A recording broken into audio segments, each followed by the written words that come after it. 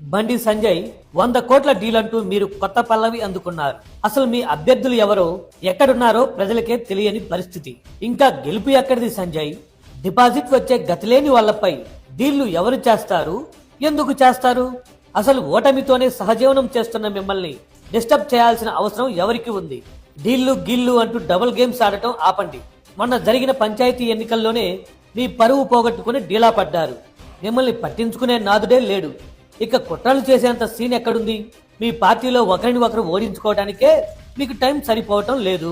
ఎంఐఎంను కలవరించకుండా మీకు పొద్దు గడవదు. మీరు ఎన్ని డీజేలు మోగించినా, డీళ్లు అంటగట్టినా ఈసారి కూడా మీ డిపాజిట్లు గల్లంతవటం ఖాయం. టీపీసీసీ అధ్యక్షుడు మహేష్ కుమార్ గౌడ్ గారు మీకు ధర్మపురి అరవింద్కి అప్పుడే సవాల్ విసిరారు. మతపరమైన ప్రచారం చేయకుండా కరీంనగర్, నిజామాబాద్లలో గెలిచి చూపించండి అని. కానీ కుక్కతోక వంకర అన్నట్లు మతం పేరు చెప్పకుండా మీరు ఓట్లు అడగలేరని మీ మాటలే రుజువు చేస్తున్నాయి. కాంగ్రెస్ పార్టీ సిద్ధాంతాల మీద పోరాడుతుంది తప్ప మీలాగా చిల్లర మత రాజకీయాలు చేయదు.